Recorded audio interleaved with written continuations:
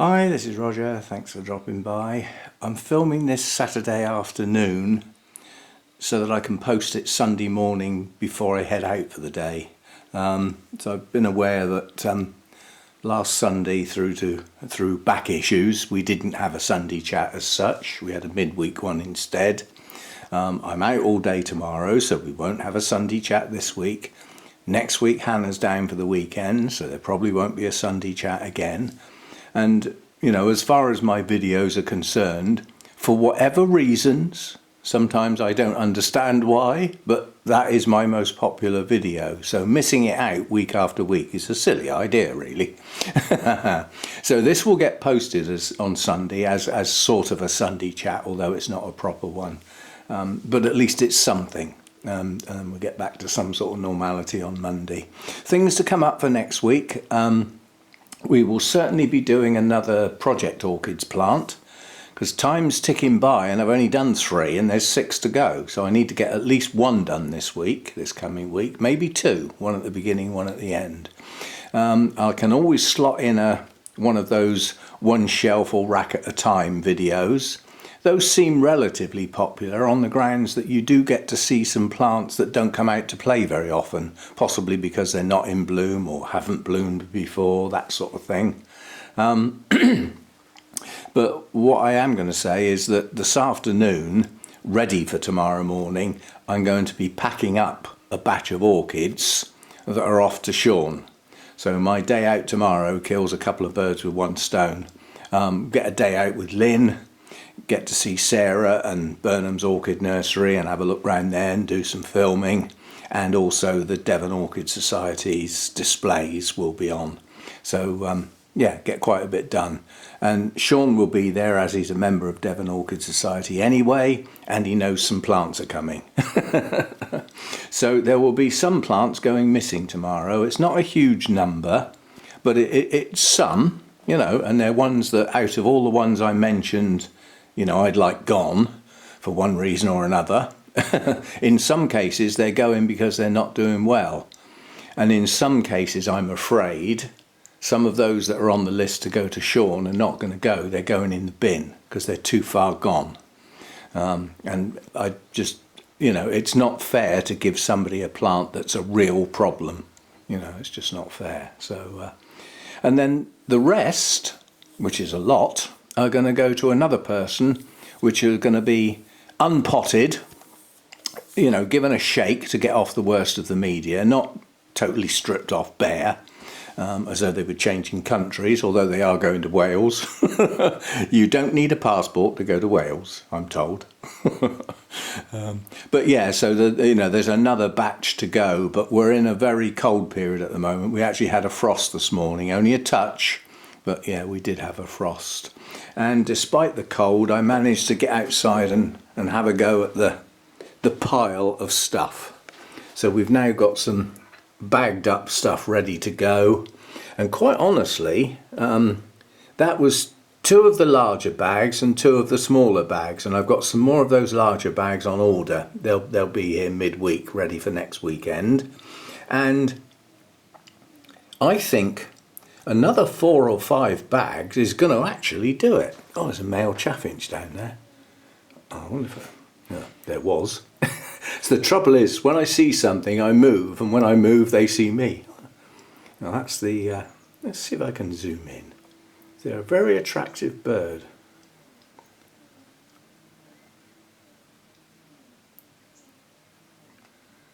That's a male chaffinch. Now they obviously haven't got their breeding colours this time of year, because they have a lovely dusky pink breast with a sort of slate bluey grey head, black and white on their wings and tail, with a couple of little bands of gold.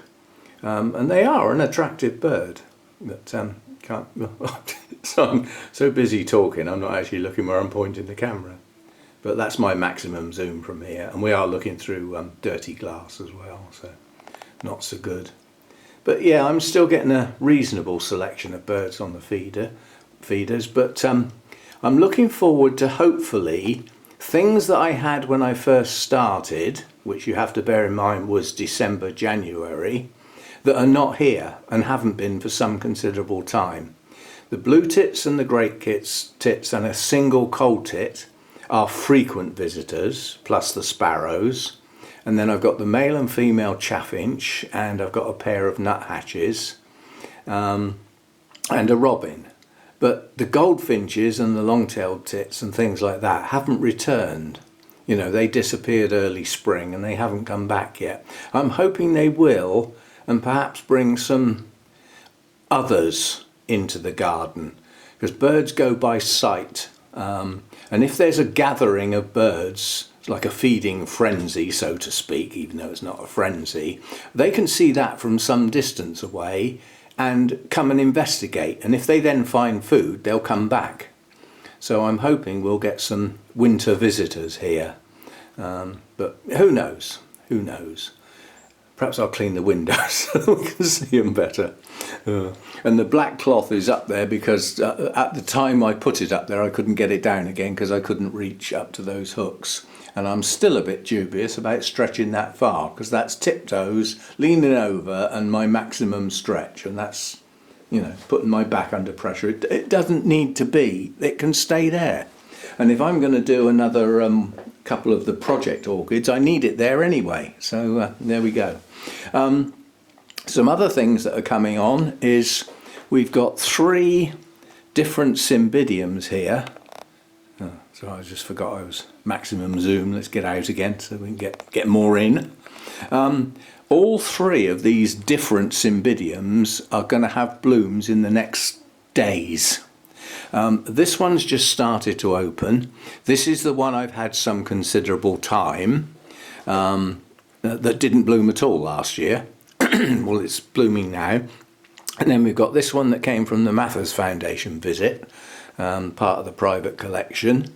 And then we've got the one that's had the bright yellow flowers for a long time, that's probably now doing its last spike. I can't see any signs of any more coming. So that will probably push on growths now. So that one. This one down here has put up a rather silly little spike down here. That doesn't look like it's going to extend properly. It's weak.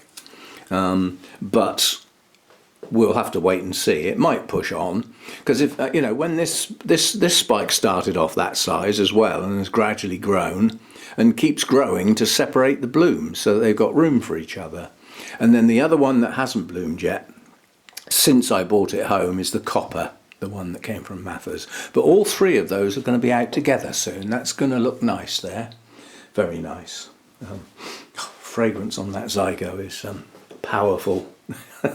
Even in the dullness that I have in here permanently now. There's never any sun to brighten the place up.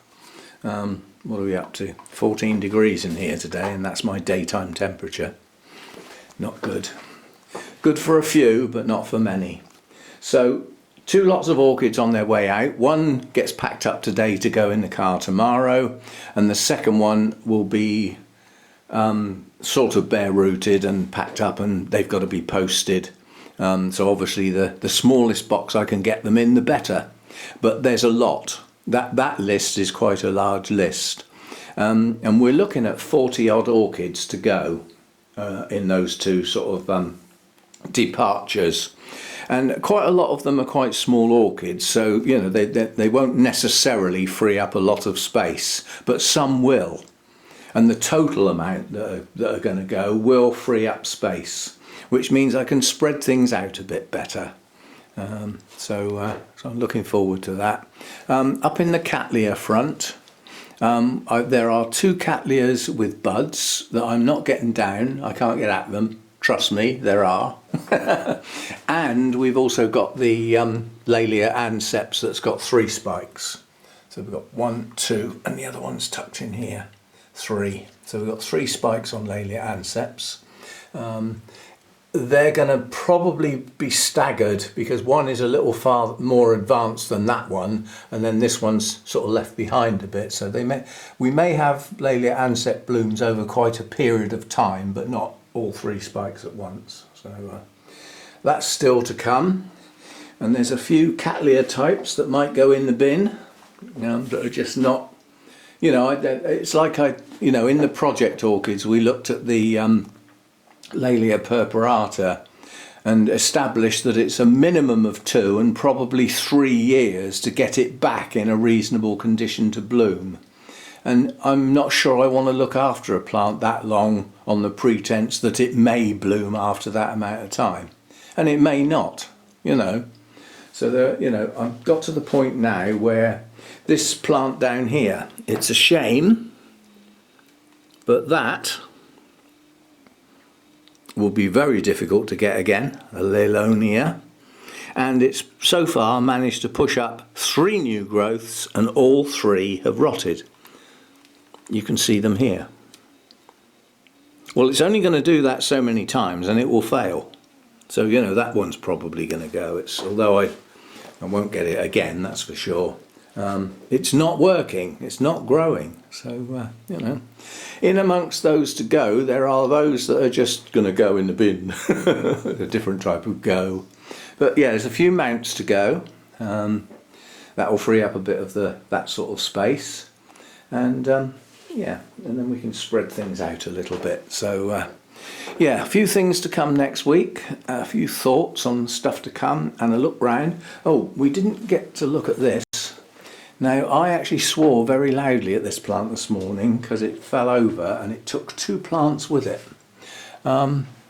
It's now facing the wrong way simply because I've hooked the spike over that spike to stop it falling over until I can get round to fixing it. It needs staking, I think. But it's gorgeous blooms, lovely colours, probably tiger tail or a close relative. Although this is actually labelled as tiger tail, Wilsonara tiger tail, and that's the spike that the other one is leaning against. Now I know I have 2 that are incredibly similar, but only one of them is tiger tail, and that's the one that hasn't opened, you know, hasn't even got the buds yet, it's just got a spike. So this one isn't. It looks like it, but it's not. When the 2 were in bloom together, they are different. And the fact that they are different, it's unlikely they're both Wilsonara tiger tail. So this is still looking good. The new Nellie Isla yellow. I think it's going to be one of those that I suspect future blooms, if I ever get it to bloom again, are probably going to have less pink and there'll be more just yellow. But we shall see. It's a lovely yellow, so I look forward to that again. And the spraying session yesterday, that seemed to go okay. And although I was planning on avoiding some plants because they've never had bugs, in the end I did the lot. And the logic came afterwards, not while I was doing it. While I was doing it, I was taking the easy road. In other words, trying to remember which ones haven't had bugs while I was spraying wasn't worth the effort. Just do it. Then the logic came afterwards. If you spray most of the plants and miss some out, the chances are some survivors could move to the plants that haven't been sprayed, and then you've got another outbreak. So I did the lot, basically. And in 12, 13, 14 days' time, I will do the lot again. The procedure worked okay. Crack on with it early in the day, and then fire up the heater on the thermostat with its big circulating fan, and put the dehumidifier on and leave them to run all day long. And by the end of the day, all the leaves, I had a good look round, I couldn't see any moisture left on the plants. It had basically not necessarily evaporated, it's more likely to have been absorbed. That's what it's designed to do. So anyway, we will go round and make sure they get their second dose of that particular systemic insecticide, which, before somebody asks, was Bug Clear Ultra, the concentrated version, so that I could mix up my own. Now I only get it like that because it's a much cheaper way to do it. And if you use the ready-made stuff on this number of orchids, you'd need 4 or 5 of those bottles at whatever it is, 8 or 9 quid each, and the concentrate's like 12 quid. And it'll mix up a huge amount, so it's much more efficient to get the concentrate. mix it yourself. That way you mix up what you need as well, you know. So good stuff. And yeah, so this will get posted first thing Sunday before I head off for the day. And I'll see you in the week. We'll get back to, well, I won't say some sort of normality because Hannah's down next weekend. Priorities for next weekend is, unless it's chucking it down with rain, we will be doing the garden, and I'll be aiding and abetting as much as I can without messing my back about. And in addition to that, Hannah's going to cut my hair. She doesn't know it yet, but I desperately need my hair cut. It's, you know, I'll be sitting on it soon. Anyway, thanks for dropping by, and I'll see you next time. This is a whole new experience now. This place here has changed my whole view on what orchids I'm going to grow, and those that are going to do pretty well as a consequence of this massive change in environment. And the main change is the 9 months where there is no sun. Zero, zilch, none at all. I've got 3 months where there is some on the roof, and that does give me some daytime temperatures, but it's not a season's worth of growing. It's nowhere near it. So it's just like a little bit of a bonus. I can't class it as my growing season is like this, because it now isn't. My growing season is quite different. And plants are adapting, as am I. And that change has not finished yet, because I suspect some of the plants had a bit of a shock. You know, they moved house, changed environments, all that sort of stuff, totally different sort of light levels and temperature ranges. And they've had to get used to that, and some of them are probably still in a bit of a state of shock.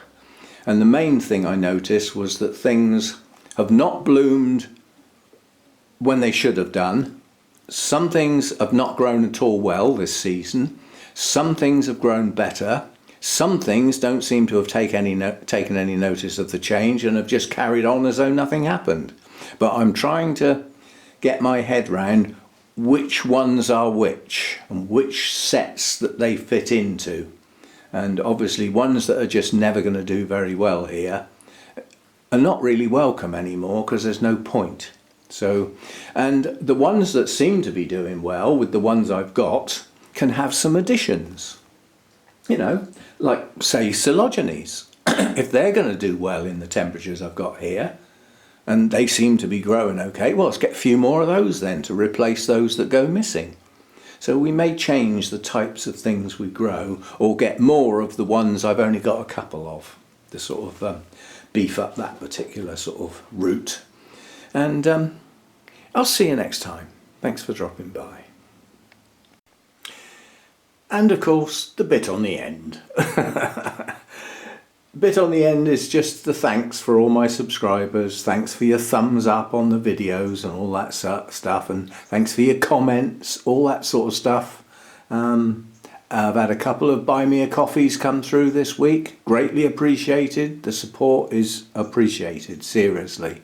But what I did want to say is that the biggest thank you goes back over quite a long period of time, because I've been harping on about people wandering across to my bonsai channel to subscribe to get me up to 1,000. Well, we got there and we surpassed it, and that's all I needed. So this morning I actually sat down and went through the motions, and I've applied to monetize that channel now and been accepted. Well, accepted in principle. They have to do the checks to make sure I don't bend any rules or post naughty things and all that sort of stuff, which I don't, so that should be straightforward.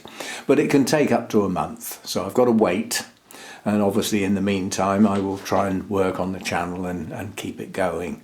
And although it's separate, it's still me, it's still part of me on YouTube.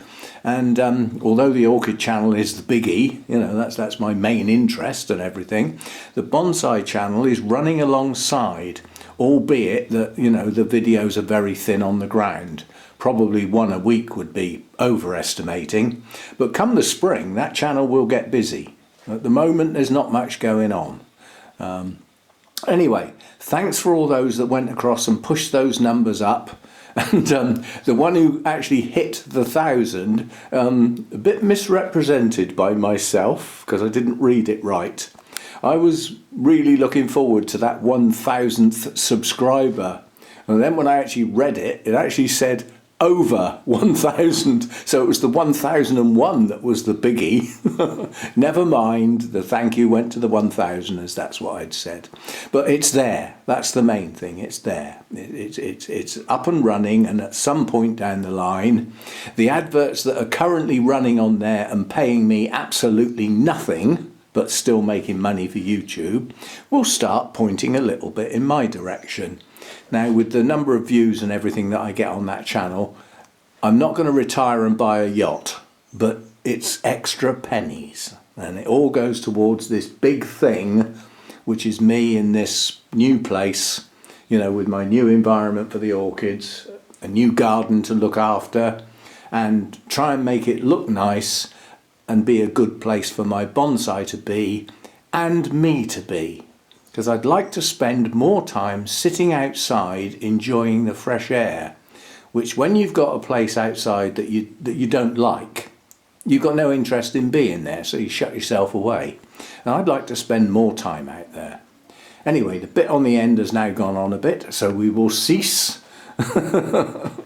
And I'll see you next time. Thanks for dropping by and all the support. It is really, really appreciated. See you next time.